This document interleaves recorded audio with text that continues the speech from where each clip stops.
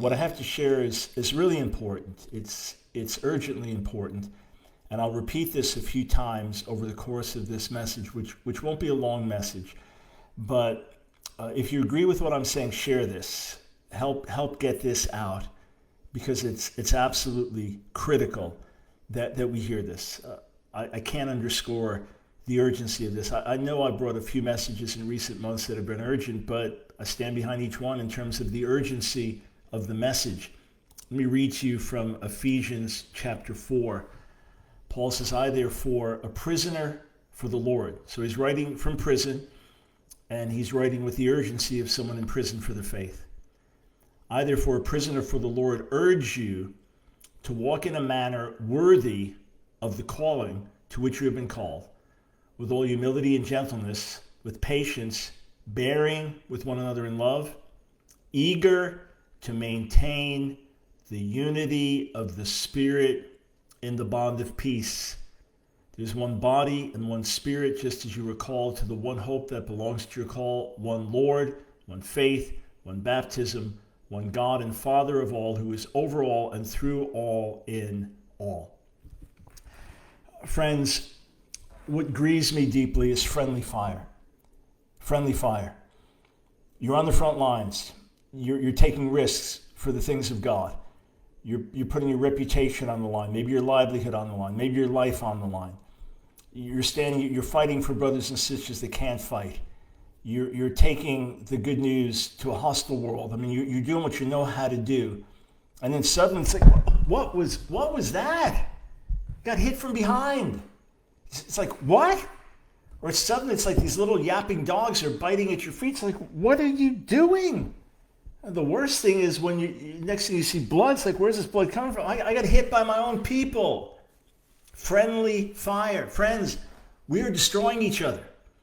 While there's a dying world that desperately needs our message, and that desperately needs us to come together as one and overlook our petty and often juvenile differences and bring the good news of the Messiah and pray as one, we're sniping at each other. We're tearing each other down. We're getting caught up with the most petty things and damning this one and damning that one. Here, look, I love doctrinal purity as much as anybody. I will debate every major point that I hold to with the Bible. Absolutely. Line for line, verse for verse, word for word, letter for letter. Yes, I'll debate these things. Yes, I'll argue my points. Yes, I believe these things are important. But if you're a brother or sister in Jesus, if we're going to be together forever, then I want to work with you rather than work against you. I'm not going to major on the minors. I'm going to major on the majors, which is we share eternal life as brothers and sisters, and the world needs us. Some of you know towards the end of the Brownsville revival, there was a painful split between the church, led by Pastor John Kilpatrick, and the school, led by me. There was a painful split between us. We had a great relationship up until then. We didn't have a history of conflict, but the enemy got in. We had a painful split, and it affected thousands of people. It hurt many people. It was like a divorce. And I had my view, and he had his view, and I wanted to get together in this way, and he had his position, and went on for the better part of 2 years without reconciliation. And it grieved both of us deeply. We knew there was a better way. I was flying back from India, and long story leading up to it, but here's the key thing. The Holy Spirit spoke to me. And the first thing he spoke to me about the conflict was, don't be so righteous. Don't be so self-righteous. Nobody goes through a conflict perfectly, all right? But then he said something to me that was life-changing. Our school had changed its name, became Fire. So you had Brownsville, the church, and Fire, the school. And he said to me, I am for Brownsville and for Fire. And as an obedient son, I want you to share my heart.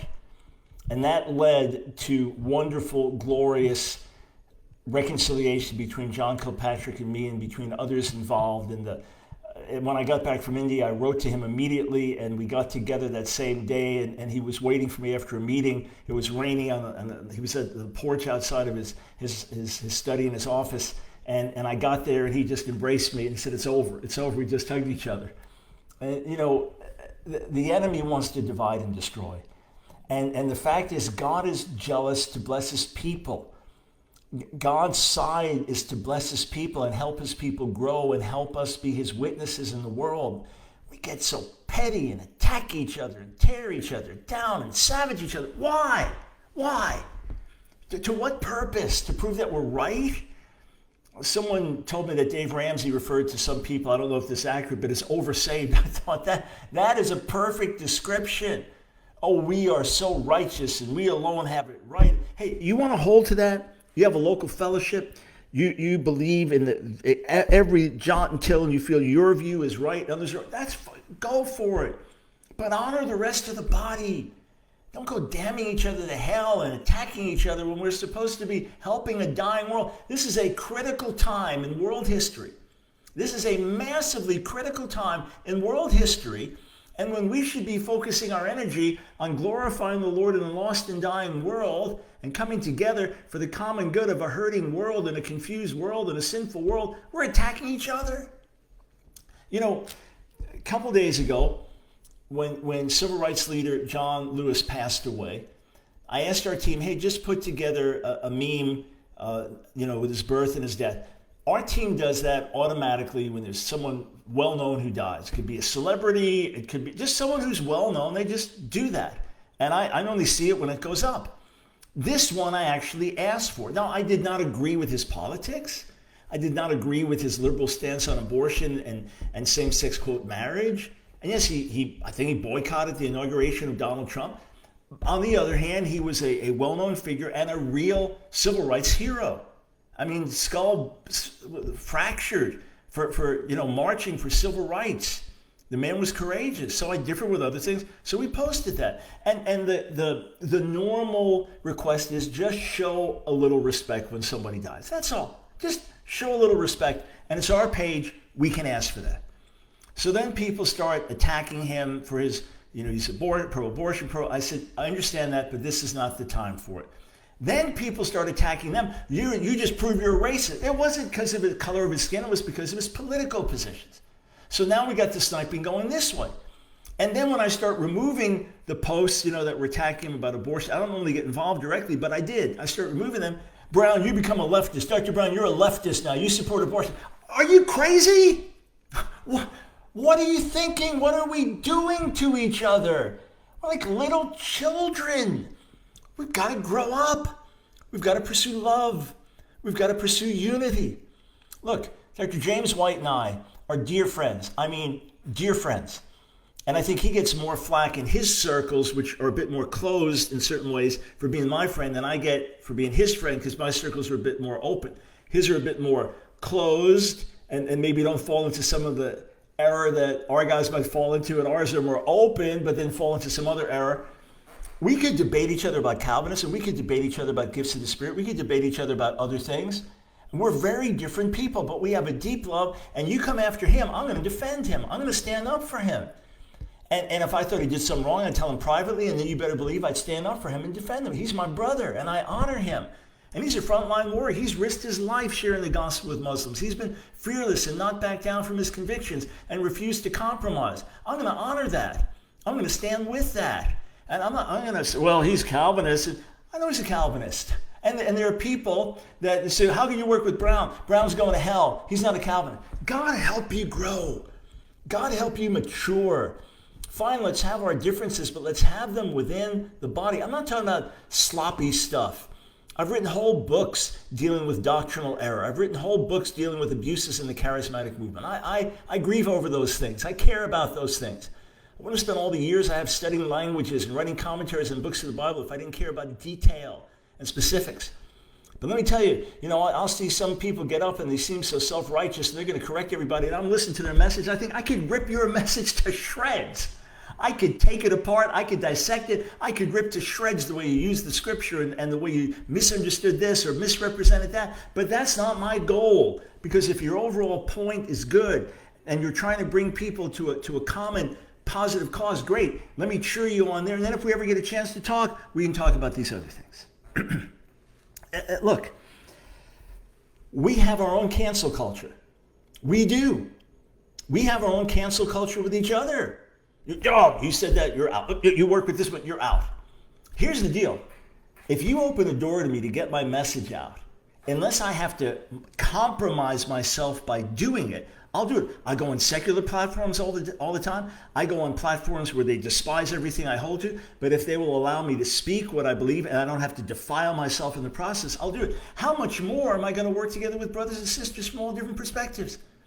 If someone said to me, hey, could you be part of this major pro-life event where we're having various speakers try to educate people about the horrors of abortion and so on, and you've got a wide range of people. You may have a scientist that's not even a Christian, but is convinced that abortion is wrong. You may have a Catholic priest who's been on the front line movement. You may have a diverse group of people. If it's to help save baby lives, you bet if I can make a contribution, you're a compromise. That's not compromise. I'm not saying evaluate the gospel based on what all these people say. It's here.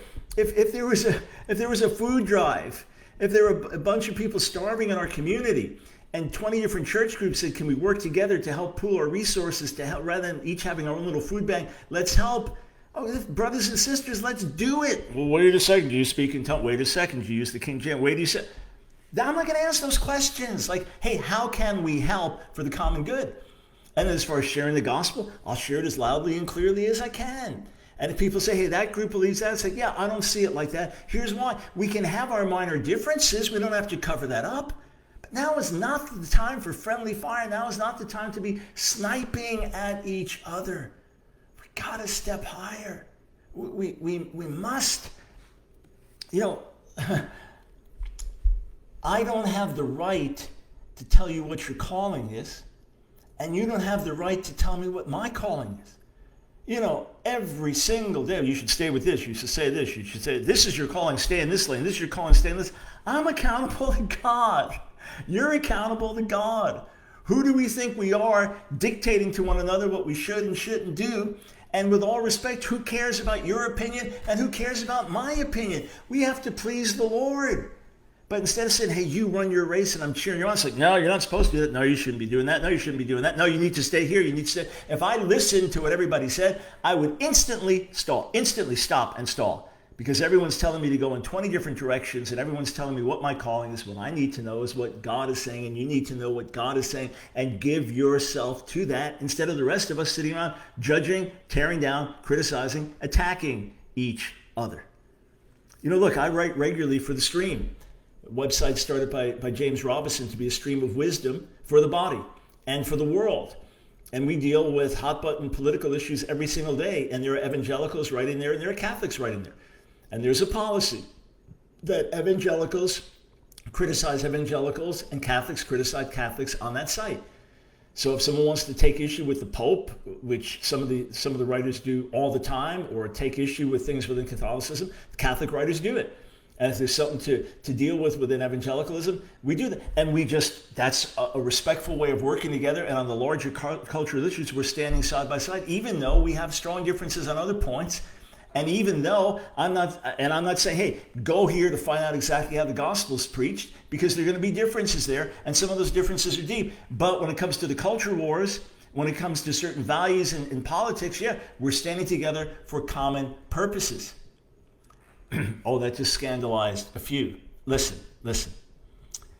Jesus, in his last great recorded prayer in John 17, prays for our unity. It's worth reading over and over and over how important that was to him before the Lord. And he said a few chapters earlier in John's gospel that the world will know that we are his disciples by the love we have for each other. Psalm 133 talks about the blessing of God that comes on the unity of the body. And again, it's unity with diversity. It's unity with differences. It's unity with distinctives. It's unity even with disagreement. Even saying, I really believe you're wrong on this point, but right now there's a dying world that needs us.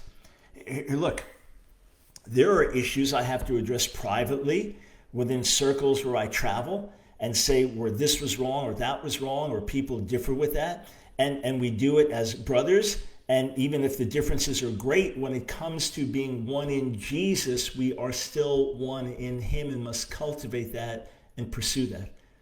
So please, friends, let's not be pulling each other down. One last thing. In my new book, Evangelicals at the Crossroads, the subtitle is Will We Pass the Trump Test? And one of the chapters is, have we failed the love test? The answer is yes, overwhelmingly. What love test? How do we treat each other when it comes to our differences over Donald Trump? How do we treat each other? Let's be honest. We savage each other. There's no middle ground. There's no taking prisoners. And it ends up, if you vote for Trump, you're not saved. If you don't vote for Trump, you're not saved. I mean, it almost gets that bad. Can we unite around Jesus while differing over Trump?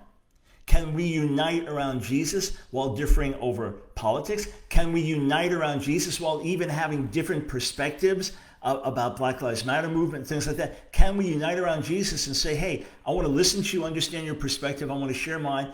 And then if we have our differences, can we unite for a dying world? Or can we at least treat each other with some civility? Do we have to trash each other? You know, when Rick and Kay Warren's son killed himself a few years ago, the viciousness of professing Christians and the attacks on the Warrens and thinking, their son killed himself. Is there no civility? So I'm urging you, let's step higher. Let's bless each other rather than curse each other. Let's unite together to fight the devil. Let's unite together to fight against the spirit of darkness rising in our culture. Let's unite together as one and put down the spirit of racism and anger and hatred instead of being just as divided as the world is. Listen, for me to fully complete my mission, I need you. And for you to fully complete your mission, you need me. Because if we're fractured, something will be lacking, something will be missing. And the power of unity where one chases 1,000 and two chase 10,000, where two are better than one, but a threefold cord is not easily broken. These are essential, critically important truths we must take hold of. May God bring us together with a love for each other, with a care for each other, with a holy affection for each other, with an esteem for each other. And when we have our differences, let us differ in a way that honors God and that glorifies Jesus. And in a way that rather than turning the world away, the world will look and say, in the midst of your differences, look at how they love each other. Enough with the friendly fire. Enough with the sniping at each other. Let's lift up Jesus. Let's stand together against a world that hates him. And listen, close here. If we were getting thrown in jail for our faith, a whole lot of us would be in the same prison cell, even though we wouldn't talk to each other outside of it. Even though we wouldn't fellowship with each other outside of it, we'd find ourselves in the same prison cell, chained side by side for the gospel. And at that point, we realize, wow, I guess we were part of the same body after all. May God bless you. May you take hold of these words. May his truth prevail. May a spirit of love prevail. Hey, if you agree with what I said, please share this video. God bless.